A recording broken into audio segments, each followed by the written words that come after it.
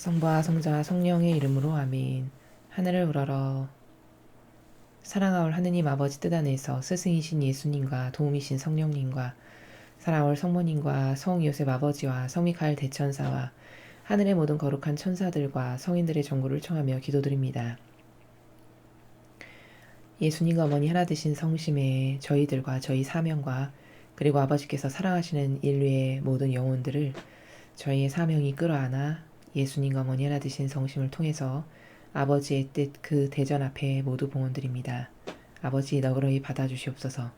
또한 인류를 사악한 인간이 만든 그 다양한 프레임과 제도와 전통으로 가두어서 아버지의 뜻 진리를 가로막는 세상의 모든 사악한 종교 지도자들과 정치 세력, 야합하고 결탁하여 수많은 영혼을 지옥으로 끌고 가고 있는 이 모든 마귀의 세력을 특별히 성모님의 발 아래 봉헌드리오니 위대하신 어머니시여 어머니의 완덕의 발로 이 마귀들의 정수리를 짓밟으시어 영원히 꺼지지 않는 지옥불에 집어 던지심으로써 이제 아버지께서 사랑하시는 선의 세력이 전 인류를 하루빨리 다스려 주시옵기를 간곡한 갈망으로 청원드립니다.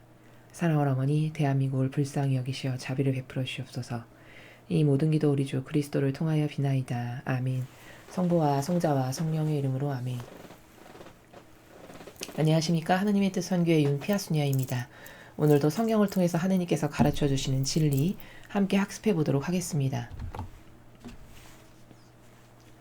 2020년 9월 6일 연중 제23주일입니다.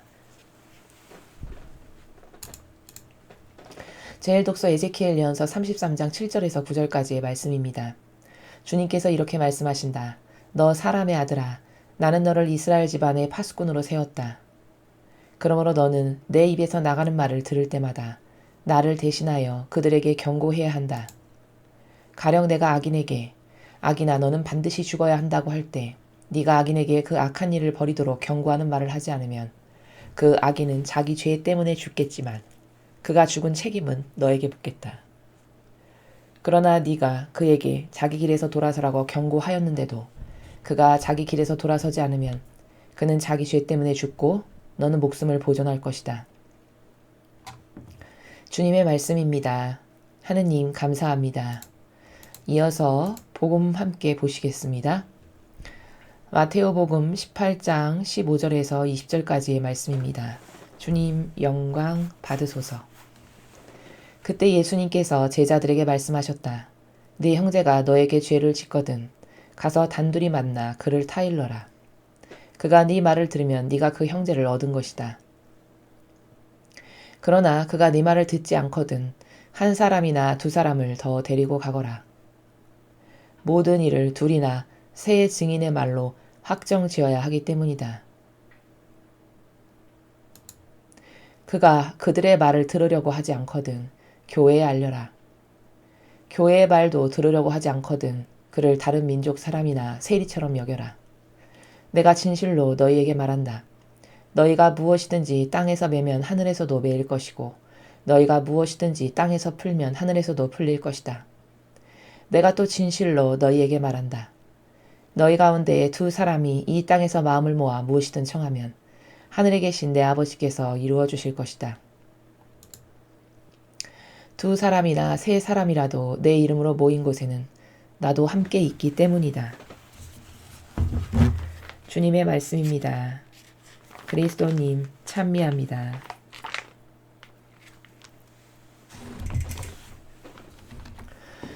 예, 오늘은 1독서와 2독서와 복음 세 가지의 말씀 중에서 먼저 같은 관점으로 인식할 수 있는, 이해할 수 있는 1독서와 복음을 먼저 묶어서 설명을 드린 다음에 2독서를 따로 설명하도록 하겠습니다. 자, 오늘 1독서는 에제키엘 예언서입니다. 여러분께서 함께 읽으셨듯이 에제키엘 예언서와 복음에서 오늘 발견할 수 있는 관점은 바로 하느님 일꾼의 책무입니다. 에제키엘 예언서를 통해 아버지께서는 이렇게 말씀하시죠. 도대체 하느님의 일꾼이라는 사람은 무엇을 하는 사람인가? 다양한 관점이 있을 수 있습니다. 진리를 수호하는 사람이요, 정의와 공정을 지키는 사람이요, 또 그런 정의와 공정을 누군가가 인정하고 받아들여서 자신의 죄를 회개하면 그러면 그 사람을 사랑과 자비로 끌어안을 줄 아는 이런 여러 가지 다양한 관점으로 하느님의 일꾼이 갖춰야 하는 소양, 책무, 의무가 있습니다. 그 중에서 오늘은 아버지께서 무엇을 말씀하고 계시냐면 정의를 세우는 사람이다라는 겁니다. 보통 여러분은 하느님의 일꾼이다 하시면 가장 먼저 떠오르는 것이 자비입니다. 사랑. 그것은 물론 틀린 말이 아닙니다. 그것은 맞는 말이고 하느님은 사랑이시기 때문입니다. 문제는 사랑을 올바르게 이해하지 못하면 그 병든 사랑이 즉 병든 자비가 영혼 하나를 패망으로 이끌기 딱 좋기 때문에 특히 이 마지막 시대는 병든 자비로 지옥으로 끌려가는 영혼이 너무나도 많기 때문에 자비와 정의를 똑바로 균형 잡힌 진리라고 하는 따라야 될 가치 기준을 중심으로 균형 잡힌 시각으로 올바르게 인식하지 않으면 이 병든 자비는 사람을 죽이기에 딱 좋은 속성이라는 것을 반드시 깨달아야 합니다. 자, 오늘 에제키엘 예언서를 보면은 아버지께서 친히 이렇게 말씀하시죠. 너는 누군가에게 무엇인가를 그가 내 진리의 나라에서 보았을 때 잘못했어. 그럼 내가 너에게 그가 이러이러한 것을 잘못했으니 그에게 가서 경고해라 하면 그대로 행해야 된다는 것입니다. 즉 뭘까? 주님의 진리를 근거로 너는 정의를 수행하는 자다. 그래서 그 악인에게 당신은 하느님이 이렇게 말씀하십니다. 이러이러한 것을 진리의 기준으로 해서 잘못했으니 당신은 반드시 죽어야 합니다. 이렇게 경고하는 말을 네가 하지 않으면 네가 하지 않아서 그가 그 잘못된 길을 내가 이렇게 잘못했구나 라고 회개할 수 있는 기회를 그에게 주지 않았어. 그래서 그가 끝끝내 자기가 무엇을 잘못했는지를 깨닫지 못해. 그래서 그래서 죽었다. 그러면 너가 말하지 않아서 죽은 책임은 너에게 있지만 만약에 네가 이야기를 했는데도 네 말을 듣지 않고 고집스럽게 자신의 악한 길을 갔다. 그럼 그의 죽음은 자기 자신에게 있는 것이다. 이렇게 딱 구분해서 명확하게 분별을 해서 가르쳐주고 계십니다. 자, 그런데 여기서 이 악인에게 가서 너는 이러한 내가 말하는 경고를 반드시 전해라 라고 할 때 여기 어떤 사람이 이런 말을 하고 싶을까요? 여기 인간적인 정신과 나라에서 살아간다면 아무도 남에게 가서 나쁜 말을 하는 것을 원치 않습니다. 그렇죠. 그런 말을 해봤자 비난이나 들을 거고 그가 반드시 그걸 고친다는 보장도 없는데 무엇하러 그 악인에게 가서 당신 하느님께서 당신에게 이런 저주를 퍼부었어. 회개하지 않으면 죽을 것이요. 이런 말을 누가 하고 싶겠습니까? 그렇죠. 그러니까 하느님의 진리의 나라에서 봤을 때는 아닌 것을 이렇게 아니오라고 말할 수 있는 사람이 하느님의 참되고 올바르고 정말 진실한 일꾼이다라는 것입니다. 그런데 오히려 이 시대는 어떻게 알고 있죠? 남에게 가서 그렇게 당신은 이러이러한 것이 잘못됐습니다. 주님의 진리의 근거에서 이런 것을 고치지 않으면 당신은 지옥갑니다라고 말하면 오히려 어떻게 하죠? 너나 잘해. 너가 뭔데 너가 나에게 지적질이야. 이런 나라에서 비난을 하지 그것을 하느님의 일꾼이 이렇게 전하는 것이니까 이건 고치지 않으면 큰일 나겠구나. 내 영혼은 패망하겠구나. 이렇게 겸손과 정직의 나라에서 듣는 사람이 거의 없다는 것이죠. 과거 이스라엘이 왜 망했습니까? 수많은 예언자들이 와서 하느님의 정의를 부르짖었습니다. 하느님께서 말씀하신 정의, 진리에 반하는 그 수많은 백성이 저지른 특별히 그 백성보다도 더 사악하게 그 백성을 충동질했던 바리사 율법학자들이 주님의 진리에서 벗어난 정의를 계속 이야기했죠. 예언자들은 그게 책무였습니다. 그런데 그럴 때마다 이 백성과 바리사 율법학자들은 어떻게 반영했습니까? 그것을 고마워했나요? 고마워하기는커녕 오히려 죽이지 못해서 안달이고 박해하거나 핍박하지 못해서 안달이고 매 맞고 버림받고 낭떠러지에서 떨어지는 이런 수많은 고초와 고통을 겪었다라고 바오로 사도가 스스로 자신의 인생을 증언하듯이 그런 수많은 핍박과 압박과 죽여버림과 모함 이런 것만을 행했던 것이 바로 악독하기 이를 데 없는 정직하지 않은 깨닫지 못한 인간의 반향들이었습니다. 그래서 아버지께서는 그것을 수천 년 기다리시고 마침내 외아드님이신 예수님까지도 보내셨지만 끝끝내 예수님의 말씀까지도 안 들으시니까 결국 이 이스라엘 백성을 무려 1800여 년 동안 나라 없이 떠돌아다니는 이런 백성으로 고통으로 내모시는 어쩔 수 없이 그들의 잘못된 반향으로 그건 아버지께서 주시기 싫어서가 아니라 축복을 자신들이 저주를 끌어안은 것이죠. 이런 결과를 맞이했다는 것입니다. 여러분 잘 생각하셔야 될 것이 오늘날도 별반 다르지 않고 마찬가지라는 겁니다. 여러분은 과연 누가 진정한 하나님의 일꾼인가를 분별하시는 기준이 여기 아버지께서 말씀하시는 아닌 것을 아니오라고 말하고 자신에게 아무리 손해가 돌아오고 남이 다 싫어하는 그런 말이라고 하더라도 아버지께서 말씀하신 것이니까 나는 아버지의 일꾼으로서 충직한 일꾼으로서 이 아닌 것을 전해야만 해. 이런 정직성과 충직성과 그리고 이 진리를 수호하고자 하는 정신 때문에 말하는 이런 사람을 하나님의 참된 일꾼으로 보십니까? 아니면 로마 가톨릭이 매일같이 수행하는 하나님은 사랑이시니까 모두를 사랑하고 품어 안아야 되고 끌어안아야 되고 사랑하는 사람한테는 다 이렇게 잘해야 되고 이것만을 말하는 사람을 하나님의 일꾼으로 보십니까?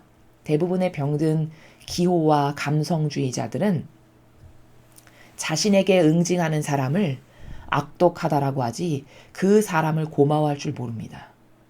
바로 이것이 이스라엘이 멸망한 패망의 결정적 동기라는 것을 반드시 깨달아야 됩니다.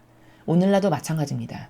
마귀가 인간에 그렇게 교만하고 자만으로 가득하고 자애심과 이기심으로 뼛속 깊이 물들어 있는 속성을 너무 잘 알기 때문에 그 인간 하나를 속이기가 너무 쉽습니다. 어떻게 속이면 되죠? 그냥 계속 친절만 베푸면 됩니다.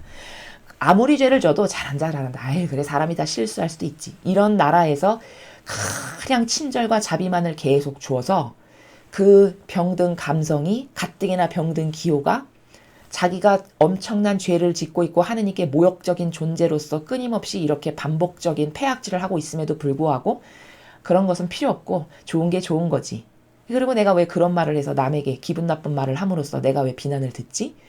이게 악독한 마귀의 하수인인 걸 모르고 오히려 이렇게 자비만을 말하고 친절만을 말하고 사랑만을 말하고 친절한 코스프레만 하는 사람을 하느님의 진정한 일꾼이라고 착각합니다. 그리고 아닌 것을 아니다라고 강력하게 말하고 더 강력한 하느님의 그 정의에 그 칼날을 휘두르는 사람이 다가오면 너무 세, 너무 강력해. 모두가 부족한데 왜 저렇게 난리지? 이런 나라에서 본다라는 겁니다. 이게 얼마나 병든 기호가 사람 하나를 바보로 만드는지를 똑바로 깨달아야 된다는 것이죠. 우리는 이 자애심과 이기심과 사욕과 욕망 그리고 자아가 병들게 되면 누군가가 나에게 지적하고 잘못된 것을 말하는 것을 수용하지 않습니다. 이것은 겸손이 없는 것이고 정직하지 못한 것이고 자신이 얼마나 불구자적 존재인지를 깨닫지 못했기 때문입니다. 자존감이 높은 사람은 누군가가 잘못된 것을 나에게 이야기할 때 오히려 고마워합니다. 내가 진짜 더 좋아지라고 저 사람이 잘못된 모든 것을 나에게 이렇게 알려주는구나. 고쳐야 되겠다. 새로워져야 되겠다. 달라져야 되겠다. 그래서 더 하나님께 사랑받고 축복받을 수 있는 내가 돼야지. 이게 자존감을 갖춘 사람입니다. 그렇지만 병든 감성으로 가득하고 수많은 부모님들이 자식 교육을 잘못해서 그저 맨날 떠받들고 네가 왕이다 최고다라고 하는 교육을 받은 사람은 남의 이 올바른 말을 공정과 정의로서 자신의 영혼을 위해서 진짜 진실한 마음으로 행하는 이런 충고나 특히 하느님의 일꾼이 아닌 것을 아니다라고 말하는 것을 받아들이지 않습니다. 이게 패망으로 가는 내 영혼이 지옥으로 가는 지름길이라는 것을 과거 이스라엘의 수많은 역사를 통해서 우리는 확실히 발견할 수 있습니다. 왜 그렇게 이스라엘이 아버지께서 선택하신 선민이라는 타이틀에도 불구하고 왜 그렇게 철저하고 처절하게 망가지고 나라 하나 없이 떠돌아다니는 신세를 수천 년 동안 반복해야 했을까? 하느님은 왜 그걸 허락하셨을까? 굉장히 중요한 관점입니다. 그들에게 기도가 떨어졌나요? 재물이 떨어졌을까요? 그렇지 않습니다. 이스라엘 백성보다 더 충직하게 기도와 재물과 율법을 철저히 지켰던 민족은 지구상에서 없습니다. 기도에 철저했고요. 재물과 예물을 바치는 것에 철저했습니다. 그리고 자기네들이 만든 율법 613가지가 되는 그렇게 많은 율법을 지키는데 아주 철두철미한 사람들이었습니다. 그럼에도 불구하고 패망했어요. 나라 하나 없이. 그건 왜 그럴까? 하느님이 말씀하시는 즉 주님의 충직한 일꾼들을 통해서 예와 아니오만을 해야 된다라고 말씀하시는 그 나라에서 진리에 반하는 정의를 수행하기 위해서 주님의 일꾼들이 다가갔을 때 그들의 병든 기호와 바리사 율법학자로부터 물든 비소를 받아먹고 매일같이 물든 정신이 그저 자비와 사랑만이 좋고 진리의 근거에서 아닌 것을 아니다라고 말하는 쓴소리는 듣기 싫어하는 이런 심각한 병든 감성에 의해서 그 백성이 결국에는 망할 수밖에 없었다라는 실제적인 역사적 사실을 절대 간과하거나 무시해서는 안 된다는 것입니다. 그게 비단 나하고는 무관해. 절대 그렇지 않다는 것이죠. 나의 정신도 과거 그렇게 이스라엘 백성, 유대인들이 자신들에게 주님의 진리의 근거에서 아닌 것을 아니다라고 말하는 그런 사람들에게 어떻게 대했는가, 어떤 반향을 보였는가를 잘 생각해 보십시오. 심지어 주님의 아드님이신 예수 그리스도를 보내셨는데도 불구하고 그분의 말까지도 안 듣고 간과하고 씹어버리고 박해하고 핍박했습니다. 그래서 결국 그들이 간 행로는 지옥의 지름길과도 같은 나라의 패망, 나라의 멸망이라는 것이었죠. 여러분, 로마 가톨릭이 과연 정의를 말하는 사람이 있습니까? 오늘 아버지께서는 분명히 이렇게 말씀하셨습니다. 네가 악인에게 악하다라는 것을 말해서 깨닫게 하지 않으면 그가 그래서 깨닫지 못해서 회개할 기회를 놓쳐버려가지고 결국 지옥에 갔어. 그럼 그 책임을 내가 너에게 묻는다 이렇게 하셨습니다. 그러니 정의를 말하고 진리의 근거에서 아닌 것을 아니다라고 말하는 것이 얼마나 중요한 것이며 하느님 일꾼의 기본 책무가 되는지를 반드시 깨달아야 됩니다. 이것을 하지 않으면 그것은 하느님의 일꾼으로서 밥값을 안 하는 것이고 여기 오늘 하느님께서 말씀하신 것처럼 그가 죽었더라도 죄는 그 사람이 진 거잖아요. 사실적으로 얘기했을 때 모든 사악하고 패악한 악덕은 다 그가 저지른 거죠.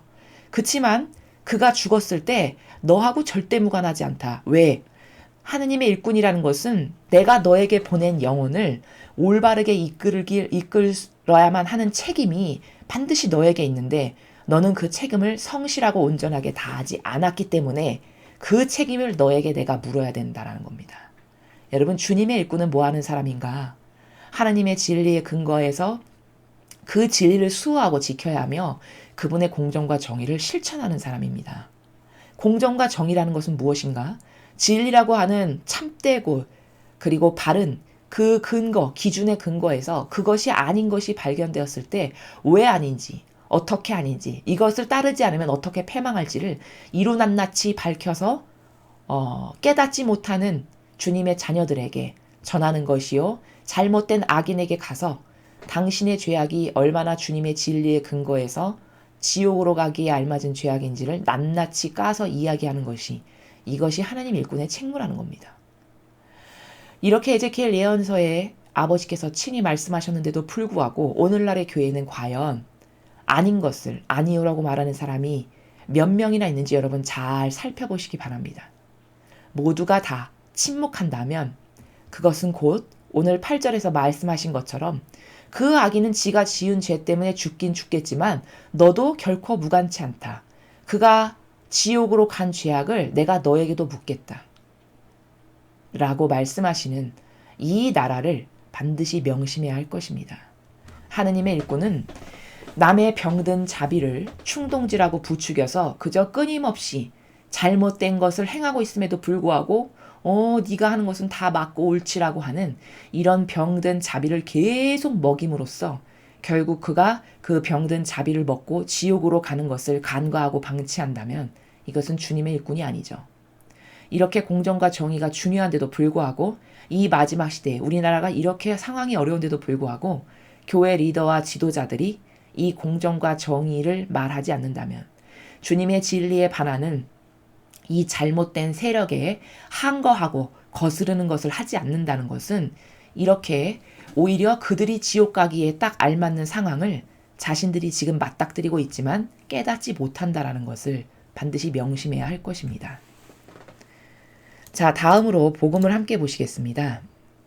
오늘 복음도 같은 맥락입니다. 여기 똑같이 말씀하시죠. 제자들에게 말씀하셨습니다. 즉 주님의 일꾼들은 반드시 이렇게 해야 된다는 것이죠. 형제가 죄를 졌습니다. 저에게. 그럼 저는 어떤 의무와 책무가 있냐? 단둘이 만나서 그를 성경에 나오는 진리의 근거에서 진리는 이런데 당신의 이것은 진리에 이렇게 반하는 것입니다. 좋게 타일을 하는 겁니다.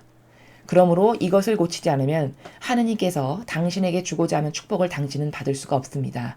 좋게 진리에 나오는 것에 명확한 팩데이터의 근거 자료를 갖다 대고 주님은 이러하신 분인데 당신은 이러한 것을 지금 어긋나고 있고 거역하고 있으니 고치지 않으면 하느님이 당신에게 주시고자 하시는 사랑을 받을 수가 없다는 것을 타의를 하는 겁니다. 그런데 듣지 않았어요. 제가 하는 충고를. 그러면 어떻게 하라고 말씀하셨죠? 한 사람이나 두 사람을 더 데리고 가라고 하십니다. 포기하지 않고 두 번째 노력을 또 하시는 거죠. 바로 이게 하느님의 일꾼이어야 될 일입니다. 제자들에게 말씀하셨다는 것을 보면 하느님의 일꾼은 이런 정신으로 내 주변에 아버지께서 보내주신 영혼들을 돌봐야 된다는 것이죠. 두 번째 노력을 또 합니다. 나 혼자 했는데 듣지 않으니까 한 사람이나 두 사람을 더 데리고 가서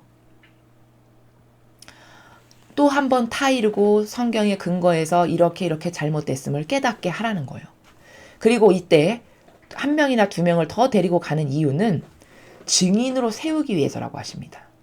예를 들어 한 명이나 두 명을 더 데리고 가면 천상의 나라에 죽어서 갔을 때 아버지, 저희는 저 혼자 해도 안 돼서 이렇게 아버지가 보시다시피 이 한 명을 두 명을 더 데리고 가서 이 영혼에게 좋게 타일렀습니다. 그런데 이 영혼이 거부했습니다. 라고 증인이 돼주죠. 천상나라에 갔을 때 어느 누구도 거부할 수 없는 빼도 박도 못할 증거가 되는 증인을 데리고 가서 또 노력을 하는 겁니다. 그런데 그가 두 번째 노력을 했음에도 불구하고 이 진리를 받아들이지 않아요. 하느님의 이 진실과 사실을 받아들이지 않는다. 그럼 이제 어떻게 하라고 하셨죠? 교회에 알리라는 거예요. 이 악인이 이러한 행실을 하고 있고 이것을 진리의 근거에서 조목조목 이렇게 타일렀는데도 불구하고 더 이상 저희가 주장하는, 저희가 이야기하는 하느님의 진리의 근거에서 따르지 않고 끝까지 자기의 사악한 자아만을 따르려고 하고 이 악인의 행동을 멈추지 않는다라고 교회에 알리라는 겁니다. 그런데 그럼 이제 교회가 타이를 거 아니에요. 점점 세력이 커지는 거죠.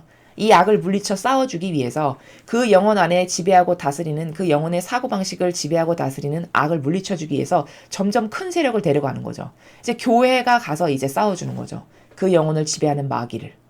그래서 교회가 충고하고 권고하고 하느님의 진리는 이런 것인데 당신은 하느님의 진리에 이렇게 지금 반하고 있다라고 이야기했는데도 또 안 듣는다. 그럼 이제 3번의 노력을 했는데도 듣지 않는다? 그러면 그를 이제 더 이상 형제 자매라 여기지 말고 다른 민족 사람이나 세리처럼 여기라는 거예요. 이방인처럼 여기라는 뜻입니다. 나의 형제 자매니까 내가 끝까지 노력을 하고 보듬어 안고 살펴야 되고 돌보아야 하는 존재로 여기지 말고 네가 이러한 3가지의 노력을 했는데도 그가 자기의 자유의지를 따라가고 주님의 진리를 받아들이지 않는다. 그럼 이제 이방인처럼 여기거라. 이렇게 이야기하신다는 겁니다.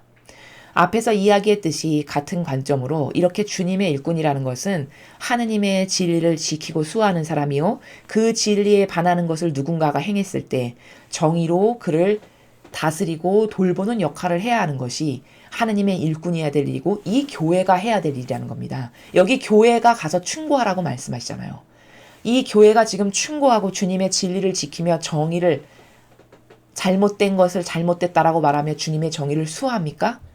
하지 않고 있죠. 우리가 다 알다시피. 그러니까 이렇게 성경의 근거에서 살아가지 않고 있다라는 입증이 된다는 것입니다. 자, 이렇게 이야기하시면서 무엇이라고 덧붙이셨냐면 내가 진실로 말하는데 네가 무엇이든지 땅에서 매면 하늘에서도 매일 것이고 너희가 무엇이든지 땅에서 풀면 하늘에서도 풀릴 것이다. 또 진실로 말하는데 진실로 말한 데가 지금 2가지가 나왔습니다. 너희 가운데 2사람이 이 땅에서 마음을 모아 무엇이든 청하면 하늘에 계신 내 아버지께서 이루어 주실 것이다. 2사람이나 3사람이라도 내 이름으로 모인 곳엔 나도 함께 있기 때문이다. 자, 여러분 여기서 착각하면 안 되는 것이 무엇이냐면 내가 진실로 말하는데 네가 무엇이든지 땅에서 매면 하늘에서도 맬 거고 네가 무엇이든지 땅에서 풀면 하늘에서 풀릴 것이다. 여러분 이게 아무나 되는 것이냐? 아무나 되는 것 아닙니다. 결론부터 말하자면. 그러면 평신도는 안 되고 성직자만 되는 것이냐? 그 말도 아닙니다. 자, 이건 어떤 관점에서 말씀하시는 거냐면 이 전반부에 이렇게 네가 나의 충직한 일꾼일 때 아까 제자들에게 말씀하신다고 하셨죠. 대상을. 즉 네가 나의 진리를 수호하고 지키기 위해서 공정과 정의를 세우기 위해서 내가 너에게 보낸 영혼을 이렇게 적극적으로 그것은 진리에 반했을 때 이렇게 잘못된 겁니다. 이렇게 잘못된 겁니다를 꾸준히 노력하는, 끊임없이 노력하는 이런 올바른 정신으로서 무장된 나의 진실된 일꾼일 때, 그럴 때 네가 무엇이든지 땅에서 매면, 땅에서 네가 무엇이든지 하면 이게 하늘과 전혀 무관하지 않고 하늘에서도 그것이 매일 것이고, 네가 여기서 행하는 것이 하늘에 그대로 상달된다는 겁니다. 또 네가 무엇이든지 땅에서 풀면 하늘에서도 풀릴 것이다. 즉 네가 이렇게 주님의 충직한 일꾼이고 나의 충직한 종일 때, 그럴 때 네가 행하는 모든 것이 하늘과 무관하지 않고, 또 너가 행하는 것은 겉으로 봤을 때는 너의 육이 행하는 것처럼 보이지만 사실 네 영혼 안에 있는 예수님과 어머니께서 같이 행하시는 것이고, 그렇기 때문에 이것은 하늘나라에 다 상달되는 것이고 전혀 아버지와 무관하지 않은 것으로서 네가 청하고 행하는 모든 것을 아버지께서 다 들어주실 수밖에 없다. 왜? 하느님과 하나 된 사람이고 이렇게 하느님의 충직한 종이고 일꾼이니까 네가 행하는 것, 네가 말하는 것, 청원 드리는 것을 다 아버지가 듣고 계시고 아버지가 다 들어주실 수밖에 없다라는 것입니다.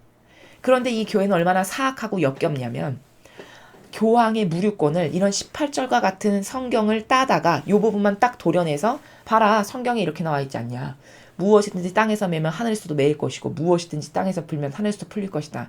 여기만 나온 게 아니라 베드로 사도에 대해서 내가 너를 오늘 반석으로 세운다라고 말씀하시는 성경 부분도 이런 구절이 나옵니다. 거기서 봐라 교황은 이런 권한을 갖고 있다 라고 인용해서 그 부분만 따다가 무류권을 주장하는 게 이 교회가 주장하는 교황의 무류권, 무호권입니다.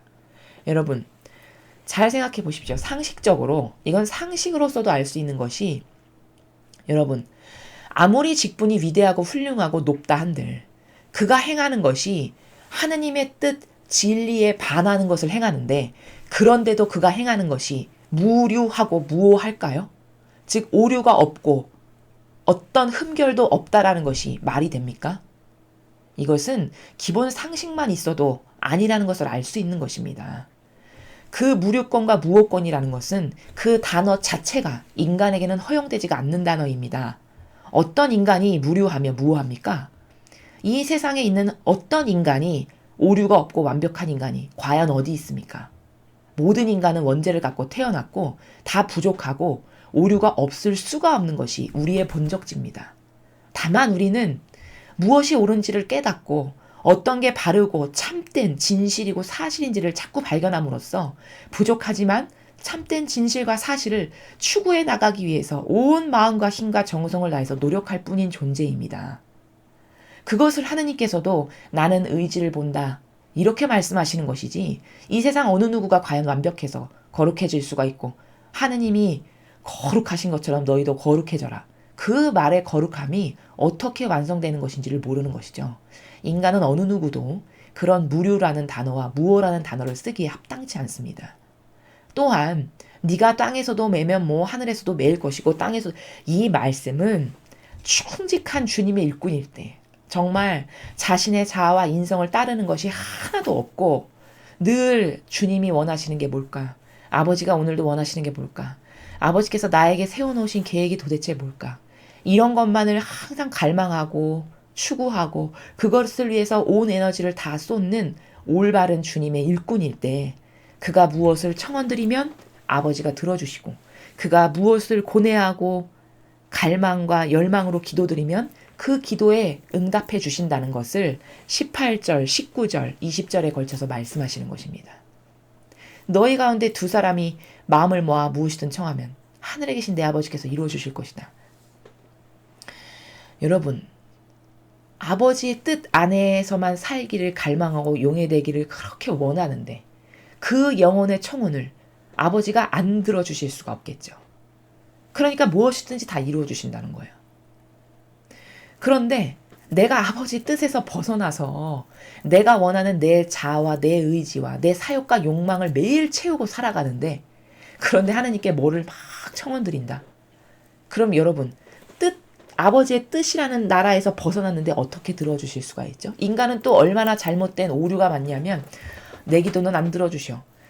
그 말을 하기 이전에 나는 하느님 앞에 무엇이 잘못되었길래 내 기도는 안 들어지는가를 먼저 성찰해 봐야 되는 것이죠.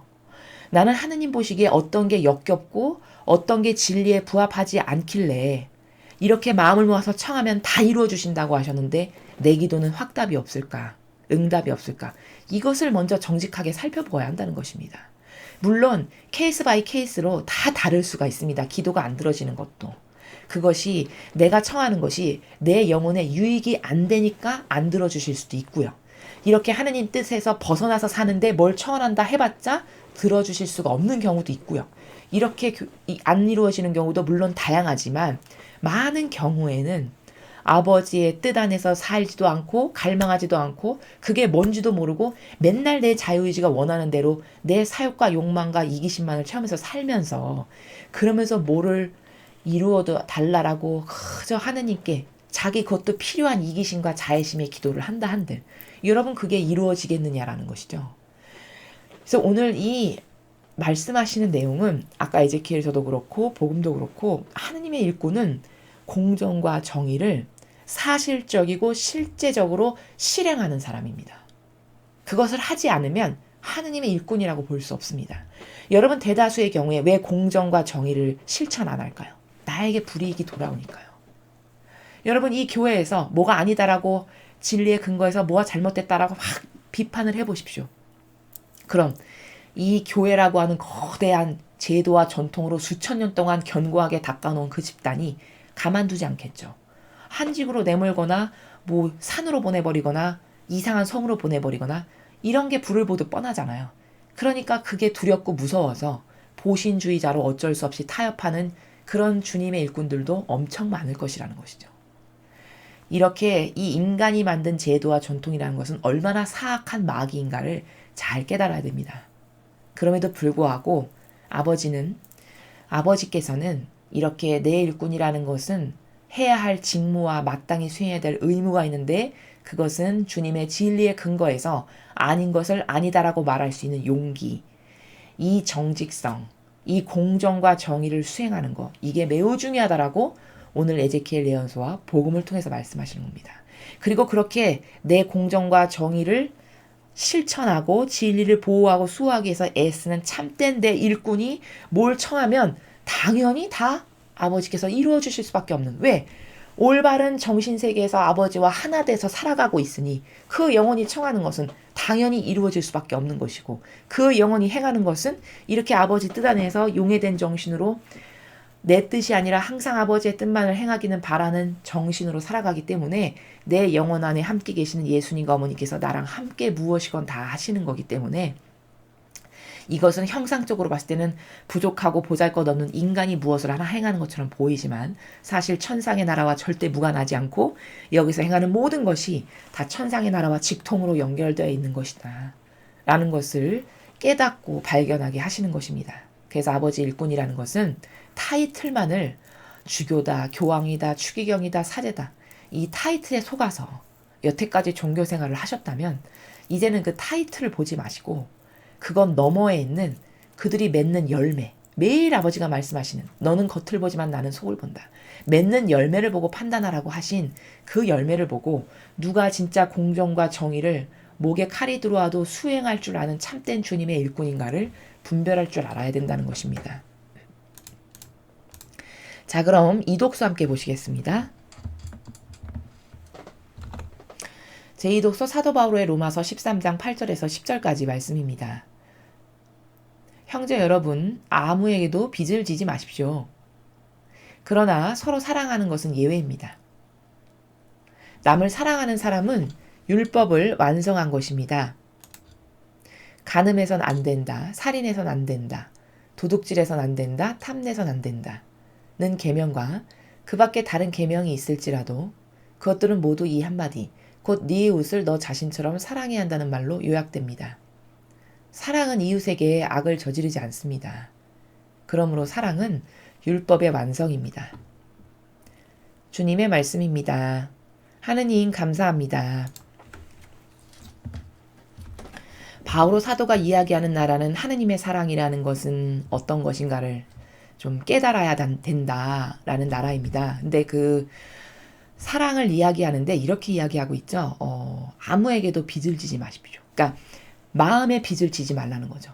마음의 빚은 뭐죠? 아, 내가 저 사람에게 이런 부분이 좀 부족하다. 저 사람에게 이런 것을 더 잘했어야 했는데 하는 이런 어떤 마음의 빚을 아무에게도 지지 말고 항상 남을 대할 때 후하게 이렇게 대하라는 것이죠. 그러나 서로 사랑하는 것은 예외입니다. 남을 사랑하는 사람은 율법을 완성한 것입니다.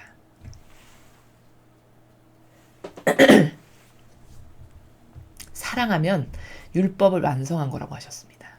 그러니까 하느님은 사랑이십니다. 이 대명제는 맞는 말씀입니다. 하느님은 사랑이십니다. 이 대명제는 맞는 말씀이에요. 그리고 성경의 정신을 하나의 나라로 요약 정리하십시오. 그러면 사랑이라고 정리하는 것도 맞습니다. 문제는 그 사랑의 속성이, 그 사랑의 기준이 어떤 것에 근거한 경계가 있는 나라인지를 모른다는 게 문제입니다. 여기 바오로 사도가 오늘 이야기한 걸 보면 간음해서는 안 된다, 살인해서 안 된다, 도둑질해서 안 된다. 이 계명을 지금 이야기하고 있죠. 이 모든 계명은 한마디로 요약하는데 네 이웃을 너 자신처럼 사랑해야 된다는 말로 요약된다고 했습니다. 자, 9절에 나오는 저 계명은 한마디로 정리하면 뭐죠? 남의 경계를 존중하라는 겁니다. 그쵸? 간음해서는 안 되는 거. 왜일까요? 소유권이 있는 남의 아내, 남의 남편이기 때문이죠. 살인해서는 안 된다. 남의 목숨을, 생명을 하느님이 주셨는데 감히 뭐라고 내가 그것을 경계를 넘어서 내가 죽이고 살리고 할 권한이 절대 나에게 있지 않죠. 도둑질해서 안 된다. 탐내서 안 된다. 다 남의 물건의 그 경계를 존중해줘야 된다는 겁니다. 그러니까 10계명을 요약 정리하면 전반부는 하느님에 대한 사랑이고 후반부는 이웃에 대한 사랑인데 그 사랑, 그래서 전체를 사랑이라고 우리가 요약 정리하는 것인데 그 사랑의 속성이 뭐냐면 경계를 존중해줘라. 남의 경계를 인정하고 존중할 줄 알아야 된다. 이거라는 겁니다. 이웃을 나처럼 여긴다면 그 이웃이 누려야 될 권리와 권한과 경계값을 엄격하게 존중해 주겠죠. 내 자신의 경계를 누가 넘어오는 걸 원치 않잖아요. 마찬가지로 그 이웃도 그 자신의 경계와 그 자신이 그 이웃이 갖고 있는 소유권이 있는데 그것을 절대 침범하거나 넘지 않고 존중한다는 것이죠. 이게 계명의 사랑의 정신을 요약한 겁니다.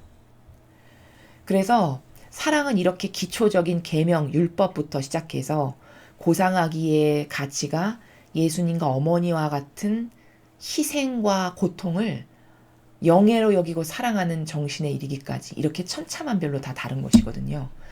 제가 다른 많은 강의에서 사랑에 대해서 많이 말씀을 드렸었습니다. 그래서 기본이 뭐냐면 사랑을 스타트할 때 기본은 남의 경계를 넘지 말고 존중해 줘야 된다. 이게 기본입니다. 기본.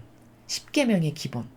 그리고 그것이 더 업그레이드되고 발전되어 나가면 그 사랑하는 사람의 고통이 곧 나의 고통이고 그의 고뇌가 나의 고뇌고 그가 기뻐지는 것이 곧 내가 기뻐지는 이 정신으로 자꾸자꾸 업그레이드가 되는 것이며 더 승화되고 더 고결해지면 아예 하나 되는 것인데 즉 사랑의 그 결정체라는 것은 결국은 하나 되기 위해서 나아가는 과정들인데 그 1단계가 경계를 존중하는 것. 남의 경계를 인정하고 존중하는 것부터 시작하는 것이고 그것이 발전되고 거듭되면 결국에는 몇 퍼센트로 하나 되는가가 이 사랑의 척도의 완결성에 있어서 최고의 단계다라는 겁니다. 그래서 그 하나 되는 것이 예수님과 성모님의 사랑을 보니까 아예 용해 돼버리셔가지고 용해라는 것은 뭐죠? 잉크와 물을 섞으면 그것을 가릴 수 있는 방법은 없죠. 이 정도로 구분이 안 될 만큼 너와 나는 구분이 안 될 만큼 완전히 하나 된 관계. 이 용해의 관계에 이르기까지 이렇게 사랑의 계층이 많다는 거죠. 이 순도와 고결성과 정신의 수준이 이렇게 다양하다는 겁니다. 그래서 여러분은 어떤 사랑을 구현하고 싶은지 이 지상에서 가깝게는 나에게 보내주시고 맡겨주신 내 부부 사이의 관계, 부모 자식 간의 관계, 형제 자매 간의 관계 여기부터 시작하는 겁니다. 이건 반드시 사랑하지 않으면 안 되는 관계로서 하나님이 맺어주신 그런 관계성 이 관계성부터 똑바로 사랑을 하나씩 구현해 나가야 되는 것이죠. 그렇게 해서 눈에 보이는 것도 네가 똑바로 사랑을 못했는데 어떻게 네가 나를 사랑했다라는 말을 내가 믿을 수 있겠니라고 하느님께서 말씀하세요. 이건 정확한 팩트입니다. 맞죠? 여러분, 보이는 사람도 내가 그에게 사랑을 쏟아낼 줄을 모르고 그를 포용할 줄 모르고 그의 부족함을 내가 채워줘야 되겠다라는 어떤 이런 아름다운 사랑을 완성해 보지 않았는데 어떻게 보이지 않는 하느님, 보이지도 않아서 막연하게 이를 데 없고 들을 수도 없고 그러니 구현할 수는 더더욱 없는 하느님께는 어떻게 사랑을 완성할 수 있겠습니까? 그래서 어떤 사람이 이렇게 말한다면 이건 틀린 겁니다. 여러분 주변에 아니 뭐 그렇게 부족한 사람을 한테 그런 사랑을 해. 나는 하느님께만 그런 온전한 사랑을 드릴 거야. 난 예수님께만 그런 온전한 사랑을 드릴 거야. 이건 완전 잘못된 겁니다. 이건 신적인 영적인 세계에서 봤을 때 잘못된 나라예요. 하느님은 왜 잘못된 나라냐면 성경에서 이렇게 말씀하셨어요. 네가 저런 사람 부족한 저 보잘것없는 사람 하나에게 해준 게 곧 나에게 해준 것이다. 이렇게 말씀하셨죠. 신적 질서를 모르는 겁니다. 그렇게 말씀하시는 분은. 이 부족하고 보잘것없어서 남들이 다 홀대하고 무시하기에 딱 좋은 그 영혼을 불쌍하고 가련히 여겨서 저 영혼 안에도 예수님과 어머니가 계실 텐데 예수님과 어머니께서 얼마나 마음 아파하실까. 저 영혼도 하느님이 만드신 작품인데 내가 하느님을 사랑하는 마음으로 저 영혼에게 잘 대해줘야지 해서 잘 대해줬으면 예수님이 나를 잘 대해준 거라고 말씀하시잖아요. 이렇게 사랑은 어떻게 완성하는 거냐? 보이는 사람에게 완성을 통해서 보이지 않는 예수님과 어머니와 아버지께 완성하는 단계로 나아가는 것이 맞다라고 성경에서 이렇게 가르쳐 주시죠. 근데 인간은 또 잘못 오해하면 꼴 같지 않게 어떻게 하기 쉽냐? 근데 그런 완벽한 사람을 저 사람에겐 별로 주고 싶지 않은데 나는 그런 건 아버지께만 드릴 거야. 예수님께만 드릴 거야. 어머니께만 드리면 되지. 이건 이 신적 질서의 나라를 이해하지 못하기 때문에 생기는 부작용이다라는 것입니다.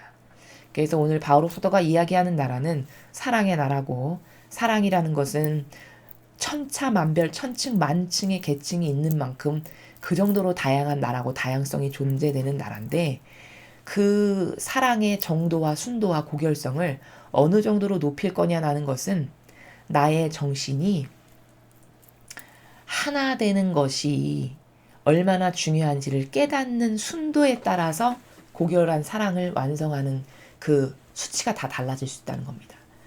사랑은 나의 이기심을 채우기 위해서 하는 것이 아니고요. 사랑은 순전히 내가 사랑하는 상대방을 위해서 그리고 그 상대방이 좋아지는 것이 나의 기쁨인 그러면서 우리 서로가 사랑을 하는데 아버지 뜻 안에서 사랑을 하고 그리고 그 나에게 보내주신 사람을 내가 사랑하는 것을 통해서 결국에는 아버지를 사랑하는 과정으로 거듭거듭 발전되고 성숙해져 나가는 이런 단계성 가운데 있고 사랑의 가장 고결한 정신은 하나 되는 것이다. 즉 하느님의 뜻 안에서 부부끼리 하나 되는 것이요. 하느님의 뜻 안에서 형제 자매끼리 하나 되는 것이요.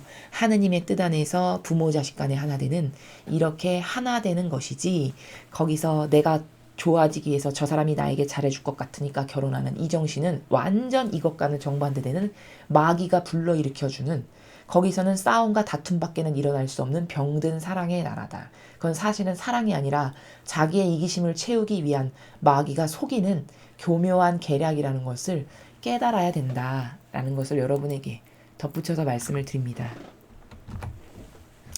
자, 오늘은 하느님의 일꾼의 책무에 대해서 일독수와 복음에서 말씀을 드렸고요. 그리고 바오로 사도의 그 서간에서는 사랑이라는 것이 과연 뭔가, 사랑은 아주 기본이 남의 경계를 짓밟지 않고 존중해 주는 것부터 시작한다. 그게 계명의 정신이다. 계명을 저는 잘 지켰는데요. 그렇게 말하려면은 남의 경계를 철저하게 존중하고 나는 철저히 배제시켰으며 하느님을 목숨을 다하고 정신을 다하고 힘을 다하고 마음을 다해서 사랑했는지를 잘 돌아봐야 됩니다. 대부분의 경우 첫 번째 계명인 하느님을 마음을 다하고 정신을 다하고 목숨을 다하고 힘을 다해서 사랑하는 것부터 벌써 걸리게 됩니다. 대부분의 경우. 왜? 하느님을 그렇게 사랑하지를 못하니까요. 그래서 계명을 지킨다는 것이 무엇인지를 깨닫고 그리고 그 사랑을 발전시켜 나가는 그 단계가 있는데 그 점진적 단계가 무엇인지를 오늘 대략적으로 말씀을 드렸습니다. 우리가 이 사랑을 완성하기 위해서 노력해야 하고 또 그 고결한 사랑을 이 지상에서 이뤄보지 않으면 절대 죽은 다음에는 절대 이 모든 것은 이제 다 끝나는, 이루어 볼 수도 없고 기회조차도 없는 그런 나라라는 것을 마음에 새기고, 살아있을 때, 우리에게 생명이 남아있을 때 한 명이라도 눈에 보이는 사람을 더 많이 포용하고 끌어안고 사랑할 줄 알고 수용할 줄 아는 이런 성숙한 우리가 되어야 하겠습니다. 이상으로 2020년 9월 6일 연중 제23주일 복음해설을 마치겠습니다. 감사합니다.